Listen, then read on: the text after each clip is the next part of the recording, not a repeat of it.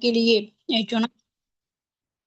تو دیکھیے کہ اگر چلیں میں بات کا آغاز کرتے ہیں تو سامعات دیکھیں کہ اگر کسی معاشرے کی حقیقت آپ نے جاننی ہے تو اس کی بلند عمارتیں مت دیکھیے، اس کی سڑکیں اور بازار مت دیکھیے، ذرا یہ دیکھیے کہ وہاں کمزور کے ساتھ سلوک کیسا ہوتا ہے، یتیم کے آنسو کون صاف کرتا ہے، بھوکے کے لیے دسترخوان کون بچھاتا ہے، اسی طرح مصیبت زدہ کے دروازے پر دستک کون دیتا ہے۔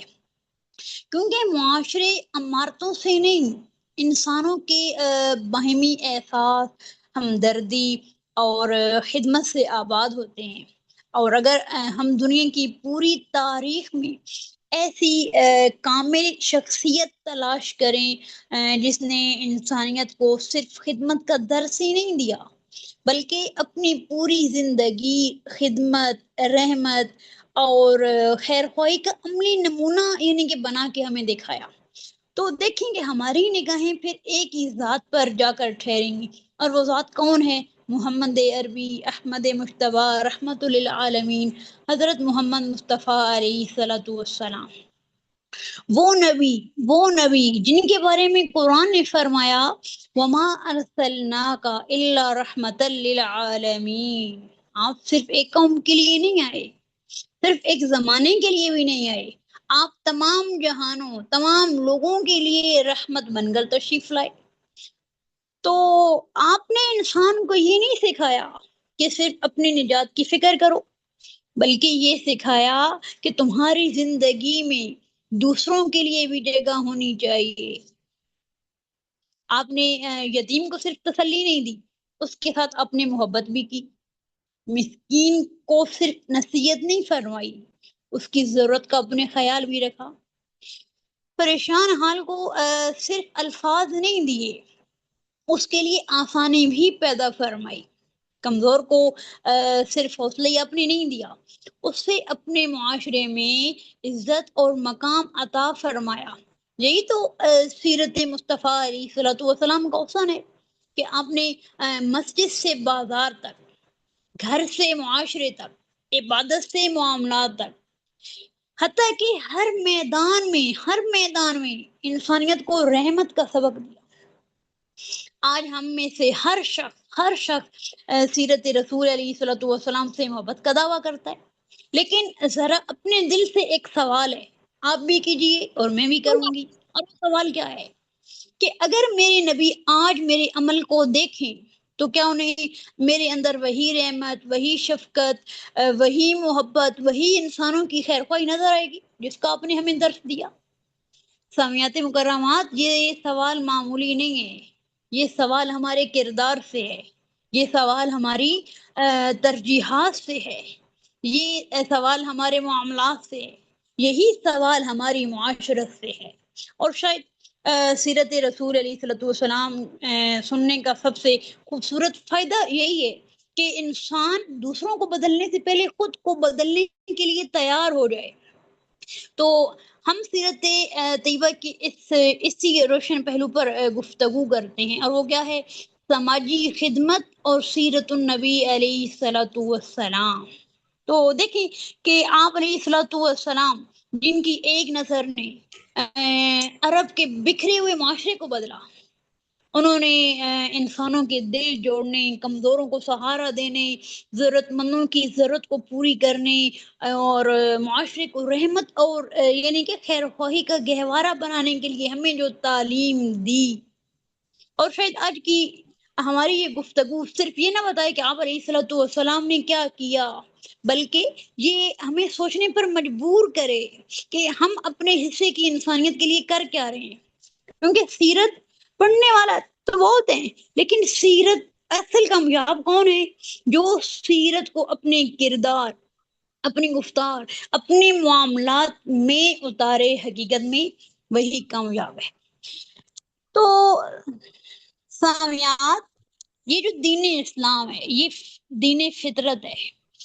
اللہ نے آپ علیہ الصلوۃ والسلام کو زندگی کے لیے جو یعنی کہ زندگی کا نظام، یعنی کہ جو نظام حیات دیا، وہ ایک فطری نظام حیات ہے.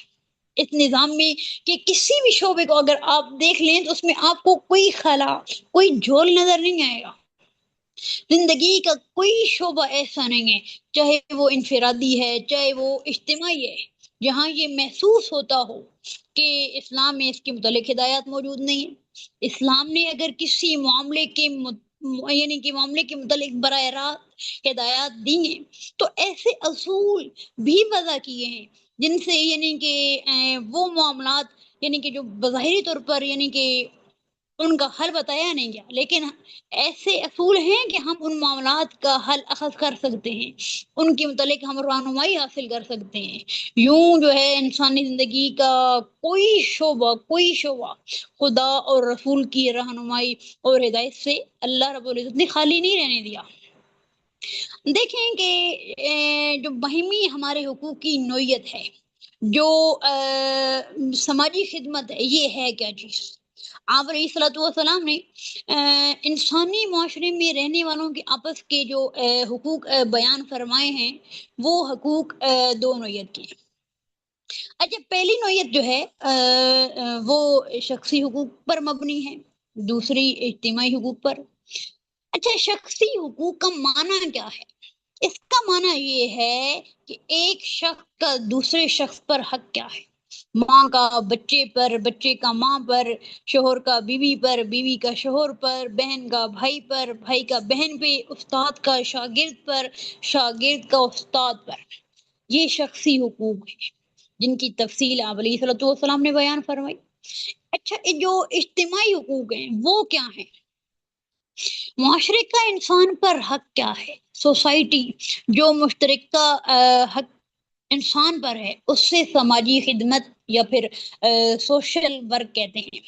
معاشرہ اجتماعی طور پر جو انسان سے تقاضا کرتا ہے، اس تقاضے کو پورا کرنا سماجی خدمت کرنا کہلاتا ہے. تو اس پیمانے پر اگر دیکھیں تو تمام انبیاء علیہ الصلوۃ والسلام سے بڑھ کر اور کوئی سماجی خدمت گزار نہیں رہا. اور پھر تمام انبیاء میں سب سے جو بڑے سوشل ورکر ہیں وہ آپ علیہ الصلوۃ والسلام ہیں. تو دیکھیں کہ جو سماجی خدمت ہے یہ کوئی ایک پہلو نہیں ہے، یہ کوئی ایک عنصر نہیں ہے، بلکہ یہ کئی پہلوؤں کو، کئی عناصر کو اپنے اندر سموئے ہوئے ہے. اب جیسے کہ ہم کہیں کہ گھر کے امور، تو گھر کے امور میں صرف کھانا پکانا نہیں آتا، گھر کے امور میں برتن دھونا بھی آتا ہے، گھر کے امور میں گھر کی صفائی بھی آتی ہے، گھر کے امور میں کپڑے دھونا، ان کو استری کرنا بھی آتا ہے. یعنی کہ کئی ایسی چیزیں ہیں جو گھر کے امور میں آتی ہیں. تو اسی طرح سماجی خدمت میں بھی بہت ساری چیزیں آتی ہیں. تو ہم یعنی کہ مختلف پہلوؤں پر یعنی کہ بات کرنے کی کوشش کریں گے. تو سامعات مکرمات، پہلے تو ہم یہ دیکھیں آپ علیہ الصلوۃ والسلام بطور سماجی خدمت گزار گئے. تو آپ علیہ الصلوۃ والسلام کی جو نبوت ہے اس کا بالکل آغاز، آپ کا تعارف ایک سوشل ورکر کے طور پہ سامنے آتا ہے. جب جبریل امین علیہ الصلوۃ والسلام غار حرا میں پہلی وحی لے کے آئے تو یہ حضور کے لیے ایک اچانک بات تھی، آپ نے وحی کو قبول کیا. لیکن یہ جو ایک غیر معمولی واقعہ ہے اس کی وجہ سے طبیعت پر بے پناہ بوجھ بھی تھا. پہلی وحی کے مراحل سے آپ گزرے تو اس کے بعد آپ گھر تشریف لے آئے. حضرت خدیجہ الکبریٰ رضی اللہ عنہا سے آپ نے تمام واقعے کا ذکر بھی کیا. تو ام المؤمنین حضرت خدیجہ الکبریٰ رضی اللہ عنہا جو آپ علیہ الصلوۃ والسلام کی زوجہ محترمہ ہیں، قیامت تک دنیا کے مسلمانوں کی محترم ماں ہیں. آپ علیہ الصلوۃ والسلام فرماتے کہ مجھ پر شخصی احسانات کرنے والی عورتوں میں سب سے بڑھ کر خدیجہ تھی. یہ بڑی سمجھدار خاتون. حضور علیہ الصلوۃ والسلام گھر آ کر زوجہ محترمہ کو یعنی کہ غار حرا میں جو کچھ ہوا وہ واقعہ کے سنایا، ساتھ ہی آپ نے پریشانی کا اظہار بھی کیا. یہ ایک فطری اور طبیعی بات تھی. اچھا، اس پر ام المؤمنین کا پہلا رد عمل کیا تھا؟ انہوں نے کیا کہا آپ سے؟ واللہ لا یخزیک اللہ ابدا، اللہ کی قسم، اللہ کی قسم، اللہ کی قسم، آپ تسلی رکھیے، اللہ آپ کو دنا نہیں چھوڑے گا۔ تو دیکھیں کہ اس واقعے میں آپ کے لیے پریشانی کی کوئی بات نہیں ہے، آپ نے پریشان کیوں نہیں ہونا؟ اس کی وجہ حضرت خدیجہ نے آپ سے کیا بیان فرمائی کہ آپ نے پریشان نہیں ہونا، اور کیوں نہیں ہونا؟ انک لتصل الرحم وتحمل الکل وتکسب المعدوم وتقری الضیف وتعین علی نوائب الحق، اللہ آپ کو ضائع نہیں ہونے دے گا، معاشرے میں آپ کی خدمات، آپ کی کارکردگی قابل تعریف ہے۔ اور وہ کیا ہے؟ وہ کیا ہے؟ آپ صلہ رحمی کرنے والے ہیں، رشتوں کو آپ جوڑنے والے ہیں، ٹوٹے ہوں کو رشتوں سے ملانے والے ہیں، آپ بیواؤں لاوارث لوگوں کا بوجھ اٹھانے والے ہیں، محتاجوں کو آپ کما کر دینے والے ہیں، مہمانوں کی آپ مہمانداری بھی کرنے والے ہیں، لوگوں پر آنے والی جو مشکلات ہیں آپ ان کی مدد کرنے والے ہیں، اور جو آدمی معاشرے سوسائٹی کی حقوق ادا کرتا ہو، معاشرے کی کمزور لوگوں کا جو سہارا بنتا ہو، اللہ ایسے شخص کو کبھی ضائع نہیں کرتا۔ آپ بے شک آزما کے دیکھ لیں، اللہ اس شخص کی حفاظت خود کرتا ہے۔ تو دیکھیں کہ ایک نبی کے طور پر آپ علیہ الصلوۃ والسلام کا تعارف بھی یوں ہی ہوا، اور وہ کیا ہے؟ آپ بیواؤں، یتیموں، مسکینوں، غریبوں کے کام آتے ہیں۔ سماجی خدمت سوسائٹی کا حق ہے، معاشرے کا یہ حق آپ علیہ الصلوۃ والسلام نے خود بھی ادا کیا، دوسروں کو بھی اس کی تعلیم دی۔ اچھا دیکھیے حضرت خدیجہ الکبریٰ کی یہی الفاظ جو آپ نے تسلی کے لیے کہے، عرب قبیلے کے ایک سردار ابن الدغنہ نے حضرت ابو بکر صدیق رضی اللہ عنہ کے بارے میں بھی کہے، جب مکہ مکرمہ کے مسلمانوں پر مکہ کی زمین تنگ کر دی گئی، مشرکین مکہ نے تکلیفوں اور پھر یعنی کہ اذیت دینے کی انتہا کر دی، اس کے نتیجے میں بہت سے لوگ حبشہ کی طرف ہجرت کی۔ حضرت ابوبکر صدیق آپ علیہ السلام کے قریبی ساتھی ہیں، جب ظلم و ستم سے آپ تنگ ہوئے تو آپ نے عرض کیا یا رسول اللہ، مکہ میں زندگی گزارنا برداشت سے باہر ہو رہا ہے، اجازت ہو تو میں ہجرت کروں؟ اپنے کہا ٹھیک ہے۔ حضرت ابوبکر نے رضی اللہ عنہ سامان اپنے باندھا، ہجرت کے ارادے سے اب مکہ سے نکلے، سفر بھی کچھ طے کر لیا آپ نے۔ بنو کارا کا سردار ابن الدغنہ جو عرب قبائل کے سرداروں میں سے بڑا سردار تھا، وہ کسی سفر سے مکہ واپس آ رہا تھا، راستے میں حضرت ابوبکر سے اس کی ملاقات ہوئی تو وہ کہنے لگا ابوبکر کہاں جا رہے ہو؟ فرمایا آپ نے مکہ کے لوگوں نے جینا دوبر کر دیا، میں مکہ سے ہجرت کر کے جا رہا ہوں۔ خود نبی اکرم نے بھی ہجرت کی رات مکہ کی طرف منہ کر کے کہا، اور کیا کہا؟ اے میرے شہر، اے میرے شہر، اے اللہ کے گھر والے شہر، تجھے چھوڑ کر جانے کو جی نہیں چاہتا، لیکن کیا کروں، اس شہر کے مکین مجھے یہاں رہنے نہیں دیتے۔ ابن الدغنہ نے حضرت صدیق اکبر رضی اللہ عنہ سے کہا کہ میں تمہیں جانے نہیں دوں گا، تیرے جیسے لوگ شہر نہیں چھوڑ سکتے۔ اور پھر اس نے بھی یہی الفاظ کہے جو خدیجہ الکبریٰ رضی اللہ عنہا نے پہلے وحی کے وقت آپ علیہ السلام سے کہے، اور وہ الفاظ کیا ہیں؟ انک لتصل الرحم وتحمل الکل وتقری الضیف وتکسب المعدوم وتعین علی نوائب الحق۔ ابوبکر تم میرے ساتھ چلو، میں تمہاری ضمانت دوں گا۔ وہ انہیں ساتھ لے کے مکہ آ گئے، بیت اللہ کے سامنے کھڑے ہو کے اعلان کیا، لوگو میں بنو کارا کا سردار ابن الدغنہ ابوبکر تمہاری اذیتوں کی وجہ سے شہر چھوڑ کے جا رہا، مجھ سے برداشت نہیں ہوا، میں واپس لے آیا، اگر کسی کو ابوبکر سے شکایت تو مجھ سے کرے، میں ضمانت دے رہا ہوں، وہ میری پناہ میں ہیں۔ لوگو تمہیں کیا ہو گیا؟ ابو بکر جیسا سماجی خدمت گزار تمہارے اس طرز عمل سے شہر چھوڑ کے جا رہا۔ تو سامعات مکرمات، یہ واضح نشین کیجیے کہ ایک سوشل ورکر معاشرے کی آبرو ہوا کرتا ہے، ایسے آدمی کو شہر چھوڑنے پر مجبور کرنا اس معاشرے کی بدبختی کی علامات ہے، کئی روز حضرت ابوبکر صدیق ابن دانا کی پناہ میں رہے، لیکن حالات کی وجہ سے پھر آپ نے وہ پناہ واپس کی کر دی۔ تو دیکھیں کہ سماجی خدمت میں اور کیا آتا ہے، اور ہی آتا ہے راستے کے حقوق۔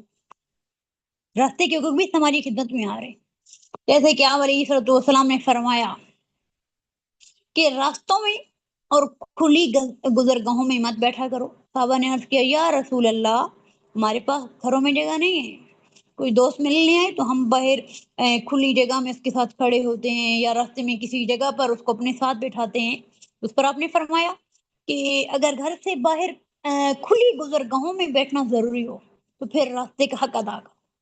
تو صحابہ نے کہا یا رسول اللہ وما حق الطریق، انسانوں کے حق تو سنے تھے، یہ راستے کا کیا ہے؟ تو آپ علیہ السلام نے کیا فرمایا؟ غض البصر، پہلا حق کیا ہے؟ نگاہیں نیچی رکھو، آنے جانے والوں کو تانگ جھانگ مت کرو، یہ ہے راستے کا پہلا حق۔ اور دوسرا حق کیا ہے؟ وکف الاذى عن الطریق، راستے میں اس طرح کھڑے ہو کر لوگوں کو اذیت مت دو، جانے والوں کے لیے راستہ بند ہو جائے، اور اگر کوئی اذیت والی چیز راستے میں دیکھو تو اسے ہٹا دو۔ اور پھر تیسرا کیا ہے؟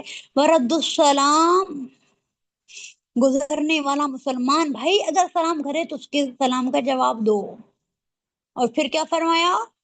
چوتھا حق والامر بالمعروف والنہی عن المنکر، امر بالمعروف نہی عن المنکر، یعنی کہ راستے میں اگر کوئی برائی ہوتے دیکھو تو اس کو منع کرو۔ اور پھر پانچواں حق وغیرہ ذالک، کوئی شخص راستہ گم کر بیٹھے تو اس کی رہنمائی کر۔ صرف یہاں تک ہی نہیں، صرف یہاں تک ہی نہیں، بلکہ آپ علیہ السلام نے کہا کہ سماجی خدمت میں دین اسلام کی دعوت بھی آ رہی ہے، اور آپ نے یہ کر کے دکھایا، کیونکہ آپ علیہ السلام نے رہنمائی کا جو دائرہ ہے اس کو بڑا وسیع رکھا ہے۔ ایک غیر مسلم کو اسلام کی دعوت دینا یہ ایک مسلمان معاشرے کا حق ہے۔ جیسا کہ غزوہ خیبر کے موقع پہ صورتحال کیا تھی کہ قلعے کا محاصرہ، کئی دن گزر گئے، قلعہ فتح کرنے کی کوئی صورت نظر نہیں آ رہی۔ تو ایک دن نبی اکرم علیہ السلام شام کے وقت اعلان فرمایا، اور وہ اعلان کیا تھا کہ میں کل لڑائی کا جھنڈا ایک ایسے شخص کے ہاتھ میں دوں گا جس کے ہاتھوں اللہ خیبر کا قلعہ فتح کروائیں گے۔ اس کے ساتھ آپ نے کیا جملہ ارشاد فرمایا؟ یحبہ اللہ ورسولہ، اس سے اللہ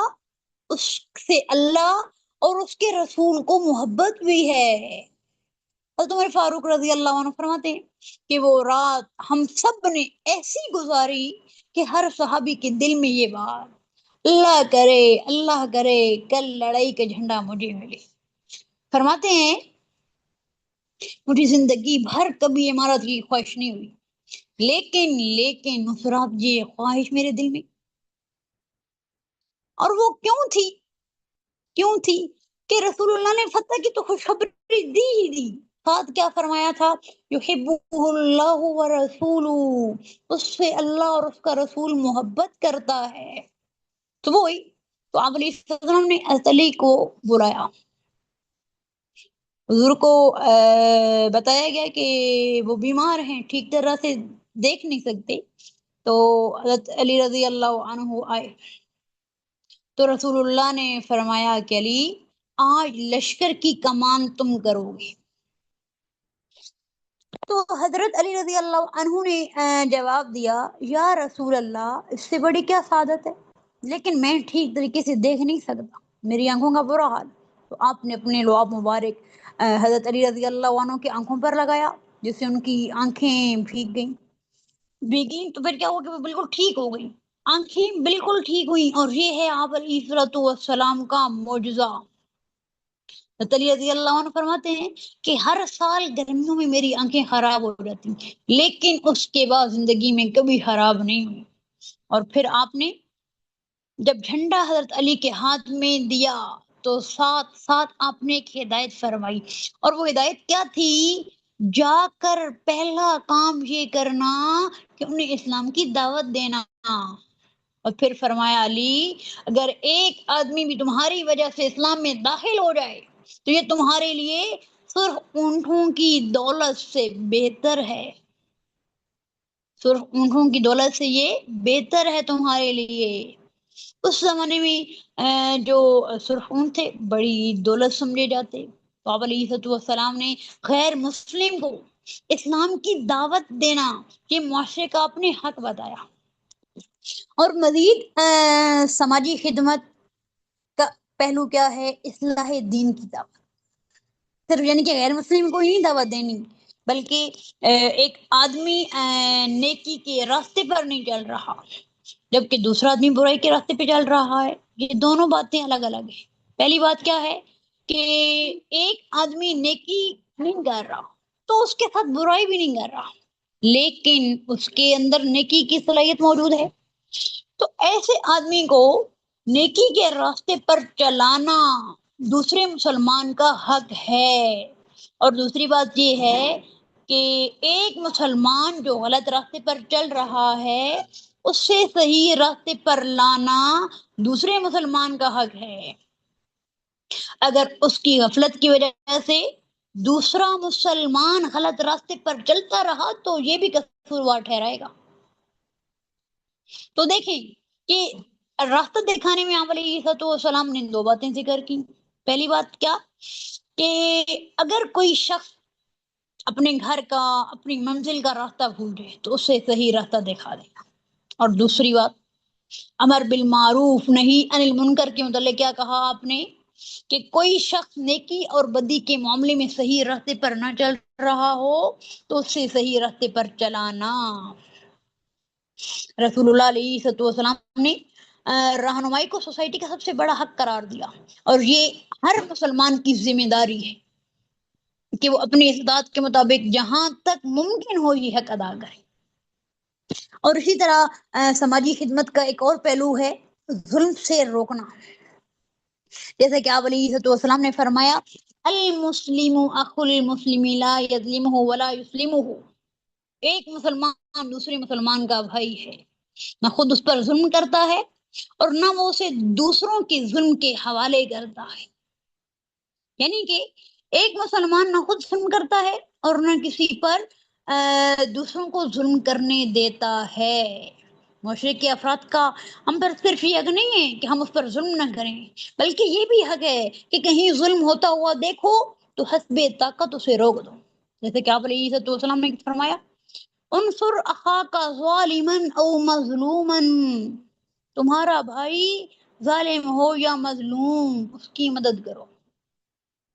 پوچھا گیا یا رسول اللہ مظلوم کی مدد تو سمجھ میں آتی ہے، اسے ظالم کے ظلم سے بچائیں، لیکن ظالم کی مدد کا کیا مطلب ہے؟ تو آپ نے فرمایا کہ ظالم بھائی کی مدد یہ ہے کہ اسے ظلم کرنے سے روکو۔ کیا کرو؟ اس سے ظلم کرنے سے روکو۔ اسی طرح سماجی خدمت میں یہ بھی آتا ہے حاجت مندوں کی ضرورتیں پوری کرنا، حاجت مندوں کی ضرورتیں پوری کرنا، جیسے کہ آپ علیہ السلام نے فرمایا کہ یاد رکھو جو شخص کسی دوسرے مسلمان بھائی کی ضرورت کو پورا کرے اللہ اس کی ضرورت کو پورا کر دیتا ہے۔ پھر آپ نے فرمایا جو شخص کسی مسلمان بھائی کی مشکل میں اس کے کام آئے، کیا کرے؟ اس کے کام آئے، اللہ اس کی مشکل آسان فرما دیتے۔ پھر فرمایا جو شخص اپنے کسی مسلمان بھائی کے عیب پر پردہ ڈالتا ہے اللہ قیامت کے دن اس کے عیبوں پہ پردہ ڈالیں گے۔ اور پھر اس موقع پر آپ علیہ السلام نے غیبت کی مذمت بھی فرمائی، اور غیبت بڑی بری چیز ہے، یہاں تک کہ قرآن کریم نے غیبت کو اپنے مردار بھائی کے گوشت کھانے کے برابر کہا ہے۔ صحابہ نے پوچھا یا رسول اللہ اگر اس شخص میں عیب ہو تو کیا اس کا تذکرہ کرنا منع ہے؟ آپ نے فرمایا اسی کے نام غیبت ہے۔ اچھا ایک آدمی میں کوئی عیب ہے بلا ضرورت اس کا تذکرہ کرنا یہ غیبت ہے، لیکن اگر اس شخص کے اندر وہ عیب نہیں ہے جس کا تذکرہ کر رہے ہیں تو وہ بہتان ہے۔ تو آپ علیہ السلام نے لوگوں کے باہمی حقوق کے متعلق ایک حدیث قدسی کا ذکر فرمایا۔ اچھا دیکھیں کہ حدیث قدسی ہے کیا چیز؟ نبی اکرم علیہ السلام اپنے الفاظ میں اللہ کی بات کا مفہوم روایت کریں، اس کو کہتے ہیں حدیث قدسی۔ حدیث قدسی اور قرآن آیات میں فرق یہ ہے کہ قرآن کریم میں بات بھی اللہ کی، الفاظ بھی اللہ کے۔ حدیث قدسی میں بات اللہ کی لیکن الفاظ آپ علیہ السلام کے، یعنی کہ ان الفاظ کا اللہ کے الفاظ ہونا ضروری نہیں ہے۔ تو آپ نے حدیث قدسی میں کیا فرمایا؟ بھوکھوں کو کھانا کھلانا۔ قیامت کے دن اللہ اپنے ایک بندے سے کہیں گے، اے میرے بندے میں بھوکا تھا تم نے مجھے کھلایا کیوں نہیں؟ بندہ کہے گا یا اللہ آپ اور بھوک؟ اللہ فرمائیں گے ہاں ہاں تمہارے پڑوس میں ایک آدمی بھوکا تھا، اس نے تم سے کھانا مانگا، تم نے اسے نہیں کھلایا۔ اگر اسے کھانا کھلانا مجھے کھانا کھلانا تھا، تمہارے اڑوس پڑوس میں یہ خیال ہی نہیں کیا کہ کون بھوکا ہے، کس کو کھانے کی ضرورت ہے۔ اسی طرح اللہ قیامت کے دن ایک شخص سے فرمائیں گے کہ میں بیمار تھا تم نے میری عیادت نہیں کی۔ بندہ کہے گا یا اللہ آپ بیمار تھے؟ اللہ فرمائیں گے ہاں تمہارے پڑوس میں تمہارا فلاں بھائی بیمار تھا، تم نے اس کی عیادت نہیں کی، میں نے تمہیں عیادت کا حکم دیا، تم اس کی عیادت اگر کرتے تو دراصل تم میری عیادت کرتے۔ تو اسی طرح آپ ایک اور شخص سے کہیں گی میں پیاسا تھا تم نے مجھے پانی نہیں پلایا۔ بندہ کہے گا یا اللہ آپ اور پیاس؟ اللہ فرمائیں گے ہاں ہاں ہاں تمہارے محلے میں فلاں شخص پیاسا تھا، پینے کے لیے پانی میسر نہیں تھا اسے، تم نے اس کی ضرورت کا خیال نہیں رکھا، تم اسے پانی پلاتے، حقیقت میں مجھے پلاتی۔ تو آپ یہ خیال کیجئے کہ اللہ نے معاشرتی حقوق کو کس انداز سے بیان کیا، لوگوں کے آپس کے حقوق کی اللہ کے ہاں کس قدر اہمیت ہے۔ اللہ بھوکوں، بیماروں، پیاسوں کی ترجمانی کر رہے ہیں۔ اور پھر آپ علیہ السلام نے فرمایا جس شخص نے کسی پیاسے کو پانی پلایا قیامت کے دن اللہ اسے حوض کوثر سے میرے ہاتھوں پانی پلائے گا۔ جس نے کسی بھوکے کو کھانا کھلایا اللہ قیامت کے دن اسے جنت کے میوے کھلائے گا۔ مشکل میں کسی کے کام آنا، کسی مقروض کا قرضہ ادا کرنا، کسی بیمار کی دوائی کا خرچہ برداشت کرنا، کسی الجھن کے شکار فرد کے ساتھ بات چیت کر کے اس کی الجھن کو دور کرنا، یعنی کہ مختصر یہ کہ کسی بھی نوعیت کی مشکل آسان کرنا، یہ سب اللہ کے ہاں بڑا اجر و ثواب ہے۔ اچھا دیکھیں ایک اور چیز جو سماجی خدمت میں آتی ہے اور وہ یہ ہے انسان کے ساتھ اللہ کا طرز عمل۔ اور وہ کیا یہ چیز کیا ہے؟ جیسے کہ آپ علیہ السلام نے ایک اصول بیان فرمایا، اور وہ اصول کیا ہے کہ قیامت کے دن کے بارے میں ہر آدمی کو اللہ سے اپنے ساتھ کسی خاص سلوک کی توقع ہوتی ہے کہ اللہ مجھ سے اس طرح کا معاملہ فرمائیں گے۔ تو حضور علیہ السلام نے بڑا جامع جملہ ارشاد فرمایا اور کہا یاد رکھو، کیا کہا؟ یاد رکھو خدا کی مخلوق کے ساتھ جو طرز عمل تمہارا ہوگا وہی تمہارے رب کو تمہارے ساتھ ہوگا۔ یعنی تم لوگوں کے عیبوں پر پردہ ڈالو گے خدا تمہارے عیبوں پر پردہ ڈالے گا، تم لوگوں کی غلطیاں معاف کرو گے خدا تمہاری غلطیاں معاف کرے گا، تم لوگوں کی گردنیں بوجھ سے چھڑواؤ گے اللہ تمہاری گردن سے بوجھ ہٹا دے گا، تم بھوکوں کو کھانا کھلاؤ گے اللہ تمہاری بھوک دور کر دے گا۔ گویا رسول اللہ علیہ وسلم نے یہ بیان یعنی کہ اصول ذکر کر دیا، یہ بیان فرمایا کیا کہ تمہارا جو طرز عمل اللہ کی مخلوق کے ساتھ ہوگا اسی طرز عمل کی تم اللہ کے ساتھ توقع رکھنا۔ اور پھر مخلوق سے مراد صرف مسلمان نہیں ہے، آپس کے حقوق بیان فرماتے ہوئے حضور نے ایک عجیب ترتیب بھی بیان فرمائی ہے۔ اچھا کیا ہے پڑوسی کے حقوق؟ تو دیکھیں کہ آپ علیہ السلام نے پڑوسی کے تین یعنی کہ قسمیں بھی بتائیں اور پھر ان کے حقوق بھی بتائیں۔ ایک وہ جو تمہارا پڑوسی بھی ہے، مسلمان بھی ہے، رشتہ دار بھی ہے. تمہارا پڑوسی مسلمان بھی ہے، پڑوسی بھی ہے، مسلمان بھی ہے، اور رشتہ دار بھی ہے. تو ایسے شخص کے تم پر 3 حق ہیں. کون کون سے؟ ایک پڑوسی کا حق، دوسرا مسلمان بھائی ہونے کا حق، اور تیسرا صلہ رحمی کا حق. اچھا، دوسرا وہ جو تمہارا رشتہ دار تو نہیں ہے لیکن مسلمان بھی ہے اور پڑوسی بھی ہے، اس کے تم پر 2 حق: مسلمان بھائی ہونے کا حق اور پڑوسی ہونے کا حق. پھر اس شخص کا حق جو مسلمان بھی نہیں ہے، رشتہ دار بھی نہیں ہے، لیکن اس کا بھی پڑوسی ہونے کا تم پہ حق ہے. یہ ہے وہ ترتیب. اچھا دیکھیں کہ ایک مرتبہ ایسا ہوا کہ کسی خوشی کے موقع پہ حضرت عبداللہ بن عمرو بن عاص رضی اللہ عنہ کے گھر والوں نے ایک بکری ذبح کی، گوشت پکایا، محلے والوں میں تقسیم کیا. تو حضرت عبداللہ جب گھر واپس آئے تو پوچھا کہ ہمارے فلاں یہودی پڑوسی کو آپ نے گوشت بھیجا ہے تو یا نہیں بھیجا؟ تو گھر والوں نے کہا یاد نہیں رہا.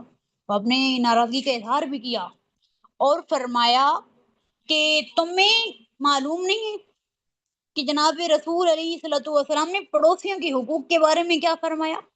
یہاں تک کہ آپ نے فرمایا، یعنی آپ علیہ السلام کا ایک ذکر ان کے سامنے رکھا، اور وہ کیا تھا؟ ما زال جبریل یوصینی بالجار حتی ظننت انہ سیورثہ، او کما قال علیہ الصلوۃ والسلام. جبریل امین بار بار مجھے پڑوسیوں کے بارے میں تلقین کرتے رہے، یہاں تک کہ مجھے یہ خیال ہوا کہ وہ انہیں وارث قرار دینے کے حکم میں انہیں لے آئیں گے. تو دیکھیں کہ آپ علیہ الصلوۃ والسلام نے پڑوسیوں کے حقوق میں یہاں تک کہہ دیا کہ اگر گوشت پکایا ہے تو شوربہ زیادہ کر دو، پڑوسی کا خیال کرو، اکیلے مت کھاؤ. اسی طرح ایک اور جیسے کہ حدیث میں آتا ہے لیس المؤمن الذی یبیت شبعان وجارہ جائع فی جنبہ وہو یعلمہ، وہ شخص مسلمان کہلانے کا حقدار نہیں ہے جو خود تو رات کو پیٹ بھر کر سوئے لیکن اس کا پڑوسی بھوکا رہے اور وہ سوئے. تو آپ نے فرمایا کہ اگر گھر میں کھانے کے لیے پھل لاؤ، اپنے پڑوسی کو بھجواؤ، نہیں بھجوا سکتے تو اپنے بچوں کو پھل لے کر باہر مت آنے دو. پڑوسی کے بچے دیکھیں گی اپنے باپ سے ویسا پھل لانے کی ضد بھی کریں گی، اور اگر اس غریب کی استطاعت سے باہر ہوا تو اس کے بچوں کو مایوسی ہوگی. اسی طرح ایک اور حدیث میں آتا ہے چھلکیں باہر مت پھینکو، پڑوسی کے بچے دیکھیں گے تو ماں باپ کو تنگ کریں گے. اچھا، پڑوسی کے حد کے بارے میں حضرت عائشہ رضی اللہ عنہا نے ایک دن پوچھا یا رسول اللہ، آپ پڑوس کے حقوق بیان فرماتے ہیں، پڑوس کی حقوق کی حد کیا ہے، یعنی کہ پڑوسی کہاں تک ہیں؟ تو آپ نے فرمایا 40 گھروں تک. تو محدثین کہتے ہیں کہ کل 40 گھر، یعنی کہ ہر طرف سے 10-10، لیکن بعض محدثین کہتے ہیں کہ دونوں اطراف سے 40-40 گھر. اچھا دیکھیں اسی طرح سماجی خدمت میں ایک اور چیز آتی ہے سفارش کرنا. اور کون سی سفارش؟ جائز سفارش. جیسے کہ آپ علیہ الصلوۃ والسلام نے فرمایا کہ مشکل وقت میں لوگوں کے کام آنا بظاہر معاشرے کا حق ہے، لیکن اللہ نے اپنا حق اسے بتایا. کوئی آدمی کسی مشکل اور پریشانی میں ہو تو پہلا درجہ یہ ہے کہ اس کی مصیبت دور کی جائے. دوسرا درجہ کیا ہے کہ اگر خود نہیں کر سکتا تو کسی ایسے شخص سے سفارش کرے کہ جو یہ وہ کام کر سکے. جیسے کہ قرآن کریم نے اس بارے میں کیا فرمایا، من یشفع شفاعتا حسنہ یکن لہ نصیب منہا ومن لم یشفع شفاعتا سیئتا یکن لہ کفل منہا. جس نے کسی کی اچھے کام میں سفارش کی اس کا ثواب میں حصہ ہوگا، جس نے کسی کے برے کام میں سفارش کی تو اس کے گناہ کا بھی اس پر بوجھ ہوگا. اچھا دیکھیں کہ اچھی سفارش سے مراد کیا ہے؟ اس سے مراد یہ ہے کہ آدمی ضرورت مند ہو، اس کی حاجت جائز ہو. اور غلط سفارش سے مراد یہ ہے کہ آدمی ضرورت مند نہیں ہے یا یہ کہ اس کی حاجت غیر قانونی اور ناجائز ہے تو اس سے بچنا ہے. جیسے کہ آپ علیہ السلام خود بھی سفارش کی تلقین فرمایا کرتے. حضرت ابو موسیٰ اشعری رضی اللہ عنہ فرماتے ہیں کہ ایک یعنی کہ آپ علیہ السلام نے ایک موقع پہ ارشاد فرمایا کہ اگر کوئی آدمی کوئی کام لے کے آئے تو اس کی سفارش کر دیا کرو. فرمایا فیصلہ تو میں نے وہی کرنا ہوتا ہے جو اللہ کی طرف سے لکھا ہوتا ہے، لیکن تم کیوں ثواب سے محروم ہوتے ہو؟ تو خود آپ علیہ الصلوۃ والسلام بھی سفارش کیا کرتے. جب حضرت جابر رضی اللہ عنہ کے والد فوت ہوئے تو یہ 8 بہنوں کے اکیلے کفیل تھے اور یہودیوں کے مقروض بھی تھے. ایک باغ اور کچھ زمین تھی ان کے پاس جس پر پھل اور فصل انہوں نے اگائی ہوئی تھی. جب فصل کاٹنے کا وقت آیا نا تو یہودیوں نے کہہ دیا کہ ہم تمہیں فصل اٹھانے نہیں دیں گے، پہلے ہمارا قرض واپس کرو. قرض اتنا تھا کہ ساری فصل اٹھا کر بھی قرض آپ چکا نہیں سکتے. اب اگر ساری فصل وہ لے جائیں تو حضرت جابر رضی اللہ عنہ کے گھر کے لیے کیا بچتا؟ تو آپ علیہ السلام کی خدمت میں حاضر ہوئے اور کہا یا رسول اللہ، ایک تو باپ کی وفات کا صدمہ، دوسرا 8 بہنیں جن کی کفالت کا بوجھ، اور تیسرا اس قرض کی پریشانی نے آن گھیرا ہے. تو آپ ان یہودی افراد کے پاس حضرت جابر کی سفارش کی اور کہا اللہ کے بندو، یہ مجبور آدمی ہے، اگر تم اسے سہولت دو تو یہ قسطوار تمہارا قرض ادا کرے گا، لیکن تم اس سے ساری فصل سے محروم نہ کرو. اس نے سال بھر کا خرچہ بھی گھر میں رکھنا ہے، بہنوں کی کفالت بھی کرنی ہے. یہودیوں نے سفارش مانی سے انکار کیا اور کہا کہ اس کے باپ نے قرضہ لیا اور ہم اس سے قرضہ لے کے رہیں گے. تو اس وقت شان رسالت جوش میں آئی. آپ نے حضرت جابر سے فرمایا اپنے باغ کا سارا پھل کاٹ کے ڈھیر لگا دو اور اس کے اوپر کپڑا بچھا دو اور سارے قرضداروں کو بلا کے لے آؤ، اور وہ آئیں اور اپنے قرضے کا حصہ لے جائیں. جابر رضی اللہ عنہ نے ایسا ہی کیا. تو آپ علیہ الصلوۃ والسلام بھی اس موقع پہ تشریف لے گئے اور پوچھا کیا سب قرضدار آ گئے ہیں؟ تو آپ نے کہا کہ ہاں آ گئے ہیں. تو آپ نے فرمایا چادر کے نیچے سے کھجوریں نکالتے جاؤ اور قرضداروں کو دیتے جاؤ. تو حضرت جابر رضی اللہ عنہ نے کھجوریں نکال کے دینا شروع کر دی جہاں تک کہ سب قرضداروں کا قرضہ ادا ہوا. اور اس کے بعد چادر اٹھا کر جب دیکھا تو پھلوں کا ڈھیر ویسے کا ویسا تھا، اور یہ تھا آپ علیہ الصلوۃ والسلام کا معجزہ.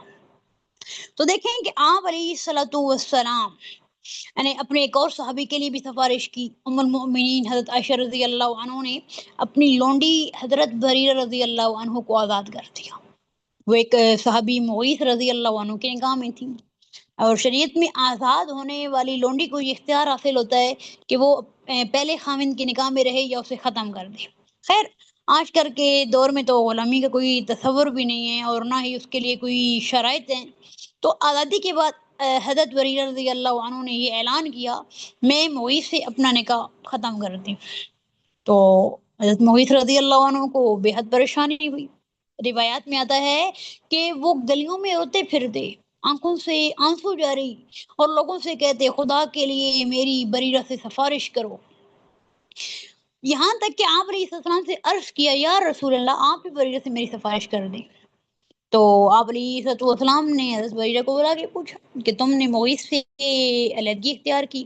تو انہوں نے کہا کہ ہاں کر لی، اس لیے کہ شریعت مجھے اس کا حق دیتی ہے. تو آپ نے فرمایا کہ اگر تم اپنے فیصلے پہ نظر ثانی کر کے مغیث کے پاس واپس چلی جاؤ تو کیا حرج؟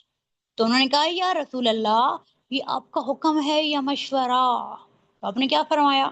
مشورہ ہے. تو پھر حضرت بریرہ رضی اللہ عنہ نے جواب دیا مجھے اس کی ضرورت نہیں ہے، یعنی کہ آپ کا حکم سر آنکھوں پر، لیکن یہ مشورہ مجھے منظور نہیں ہے. تو سفارش بھی معاشرے میں ضرورت مندوں کے کام آنے والا ایک ذریعہ ہے، اور آپ علیہ الصلوۃ والسلام نے اس کی بڑی فضیلت بھی بیان فرمائی ہے اور آپ نے اس کی تلقین بھی فرمائی. لیکن جائز کاموں میں شفاعتاً حسنہ، اور کوئی اگر کسی جائز کام میں سفارش کرے تو ثواب میں وہ برابر کا شریک ہوگا، لیکن اس کے ساتھ ناجائز کام میں سفارش کرے گا تو گناہ میں بھی حصے دار ہوگا. اچھا دیکھیں کہ اسی طرح سماجی خدمت میں ایک اور چیز جو آتی ہے اور وہ یہ ہے جھگڑنے والوں میں صلح کروانا. تو دیکھیں کہ معاشرے کی ایک اور یہ بہت بڑی خدمت ہے کہ روٹھے लोगों को आपस में मिलाना, झगड़ने वालों की आपस में सुलह करवाना, ये समाजी खिदमत है। कुरान करीम में आता है, इन्नमल मुमिनूना इख्वतुन फअस्लिहु बैना अखवैकुम, मुसलमान मुसलमान भाई हैं, अगर आपस में लड़ पड़े तो क्या करो, उनकी सुलह करवाओ।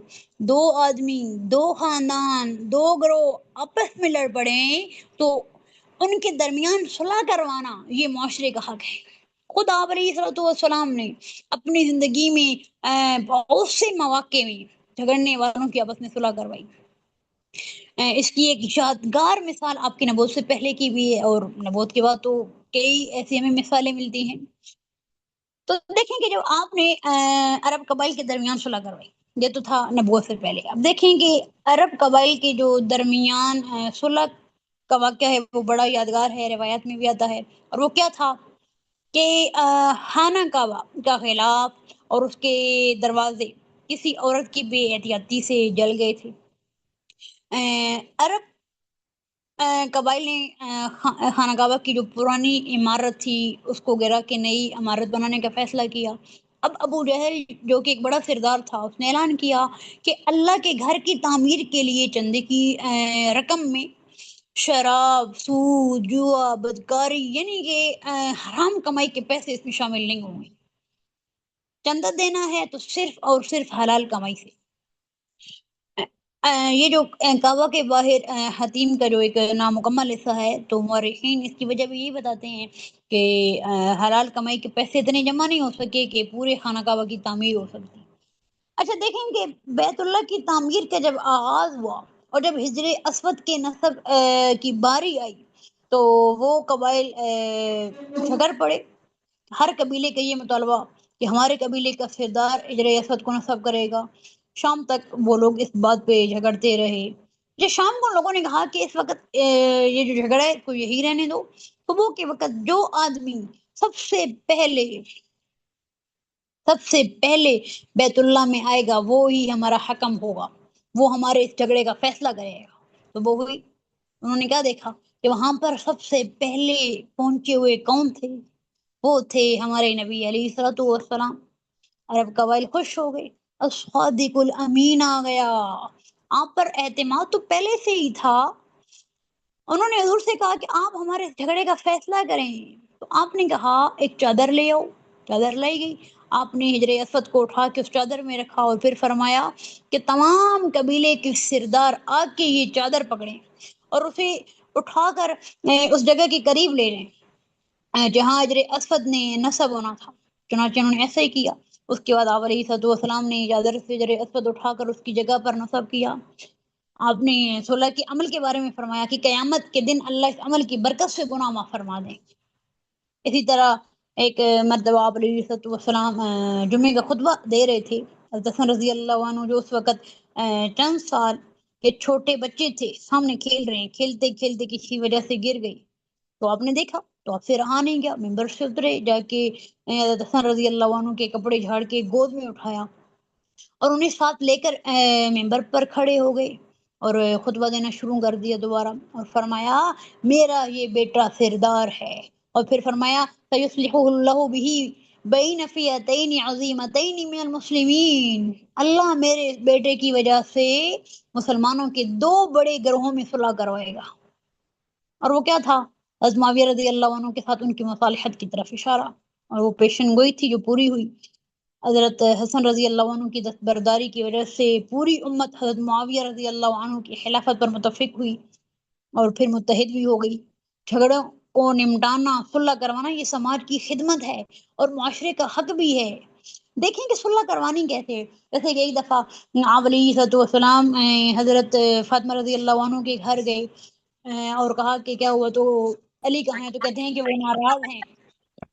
तो आपने कहा कि वो घर से बाहर चले गए। तो आप अलैहिस्सलाम यानी कि आए और वो हज़रत अली रज़ी अल्लाह अन्हु के लेटे हुए थे, तो आपके जिस्म पर यानी कि मिट्टी लगी हुई थी। तो आपने कहा उठो अबू तुराब, यानी कि मिट्टी के बाप। तो आप उनको घर ले गए।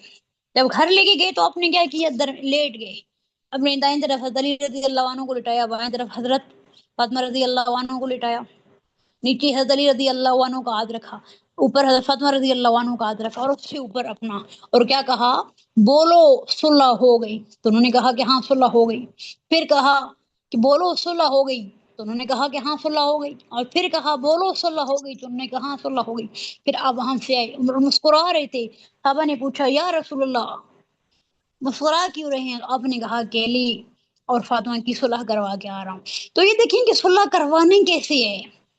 ہم صلح جب کروانے لگتے ہیں تو ہم ایک دوسرے سے پوچھتے ہیں جی بھائی اس نے کیا کہا، دوسرے سے پوچھتے ہیں کہ اس نے کیا کہا، تو اس سے کیا ہوتا ہے؟ جھگڑا ختم نہیں ہوتا بلکہ جھگڑا اور بڑھتا ہے۔ تو یہ ہے آپ علیہ الصلوۃ والسلام کی وہ تعلیمات۔ تو دیکھیں کہ آپ علیہ الصلوۃ یعنی کہ وہ شخص جو صلح کرواتا ہے، جو لوگوں کی یعنی کہ خیر خواہی بھی کرتا ہے، تو آپ علیہ الصلوۃ والسلام نے یعنی کہ اس کے بارے میں بہت کچھ یعنی کہ بڑی خوشخبریاں بھی سنائی ہیں۔ جیسے کہ ایک حدیث میں آتا ہے کہ جب ایک مسلمان ملے تو سلام کرو، کوئی دوسرا سلام کرے اس کا جواب دو، کوئی دعوت دے تو قبول کرو، ہر مسلمان کی خیر خواہی کرو، خیر کی بات اور خیر کا عمل کرو، کوئی بیمار ہو تو عیادت کرو، کوئی چھینک مارے تو الحمدللہ کہو، جب کوئی کہے تو یرحمک اللہ کہہ دو، کوئی مسلمان بھائی فوت ہو جائے تو اس کے جنازے میں شریک ہو جاؤ۔ یہ ہیں آپس کے وہ حقوق۔ جیسے کہ ایک اور حدیث میں آتا ہے افشوا السلام اطعموا الطعام وصلوا الارحام ادخلوا الجنہ بالسلام، یعنی کہ سلام کو عام کرو، لوگوں کو کھانا کھلاؤ اور صلہ رحمی کرو اور سلامتی کے ساتھ جنت میں داخل ہو جاؤ۔ تو دیکھیں کہ آج کی جو ہماری گفتگو تھی اس کا عنوان کیا تھا؟ سماجی خدمت۔ تو دیکھیں کہ سماجی خدمت معاشرے کا حق ہے۔ اس کے پہلو تو کافی سارے ہیں لیکن چند ایک ہی آپ سے ذکر کر سکی۔ دیکھیں کہ ہماری بات کا خلاصہ کیا ہے کہ ضرورت مندوں کے کام آنا، لوگوں کی مشکلات میں ان کا ہاتھ بٹانا، بیواؤں یتیموں مسکینوں کی کفالت کرنا، کمزور لوگوں کی مدد کرنا، یہ تمام انبیاء کی سنت ہے، اور اللہ کے ہاں بڑے اجر و ثواب کی بات بھی ہے، اور اللہ ہم سب کو اس پر عمل کرنے کی توفیق بھی عطا فرمائے۔ اور اس کے علاوہ تو یعنی کہ میری آپ سب سے یہ بھی گزارش ہے یعنی کہ عنوان سے تھوڑی ہٹ کی، اور وہ کیا ہے کہ عشاء کی جب نماز آپ پڑھیں تو اس وقت آپ اعتکاف کی نیت کریں۔ جب اعتکاف کی آپ نیت کریں تو ساتھ ہی آپ 500 مرتبہ صلی اللہ علیہ وآلہ وسلم یعنی کہ یہ والا درود پڑھیں۔ اس درود میں یعنی درود بھی ہے اور سلام، دونوں چیزیں ہیں اس میں۔ جب یہ پڑھیں 500 مرتبہ اور اس کے بعد آپ علیہ السلام کو آپ ہدیہ کر دیں تو آپ خود یہ تجربہ کر لیں گے، خود یہ تجربہ کریں گے کہ سنتوں پر چلنا، سیرت پر چلنا آپ کے لیے بہت آسان ہوگا، اور اللہ اس کے خود دروازے کھول دے گا۔ اور پھر آپ کی جو صبح سے لے کر یعنی کہ صبح جب آپ جاگ رہی ہیں تب سے لے کر رات کو جب آپ سو رہی ہیں وہاں تک، یعنی کہ جو مختلف درمیان میں جو پہلو آئیں گے، جو آپ کے امور ہوں گے، تو کوئی بھی آپ کا کام بغیر سنت کے نہیں گزرے گا، یعنی کہ جو کچھ بھی ہوگا وہ بالکل یعنی کہ سنت کے تابع ہوگا۔ اگر کسی کا کوئی سوال ہے تو پوچھ لیجیے۔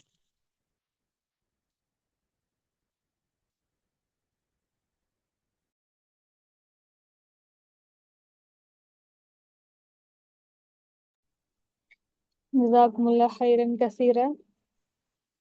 الحمدللہ آج کی نشست میں ہمیں سیرت طیبہ صلی اللہ علیہ وسلم کی روشنی میں سماجی خدمت کی اہمیت اور اس کے مختلف پہلوؤں کو سمجھنے کا موقع ملا۔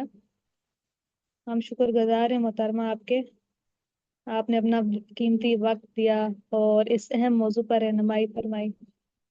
اللہ رب العزت ہمیں سیرت رسول اکرم صلی اللہ علیہ وسلم کو صرف پڑھنے اور سننے تک محدود رکھنے کے بجائے اسے اپنی عملی زندگی میں اپنانے کی توفیق عطا فرمائے، اور ہمیں اپنے معاشرے کے لیے خیر، آسانی اور بھلائی کا ذریعہ بنائے۔ اسی کے ساتھ میں اسلامک رائٹرز موومنٹ پاکستان کی پوری ٹیم کی بھی شکر گزار ہوں جو سیرت طیبہ صلی اللہ علیہ وسلم کے عملی پیغام کو عام کرنے اور علم و تربیت کے ایسے خوبصورت سلسلوں کو جاری رکھنے کے لیے کوشاں ہے۔ اور آپ تمام بہنوں کا بھی بے حد شکریہ، آپ سب نے اپنا قیمتی وقت نکالا اور آج کی اس نشست میں شرکت کی۔ اللہ تعالیٰ اس علمی سفر کو ہمارے لیے نافع بابرکت اور ہماری زندگیوں میں مثبت تبدیلی کا ذریعہ بنائے. آمین یا رب العالمین.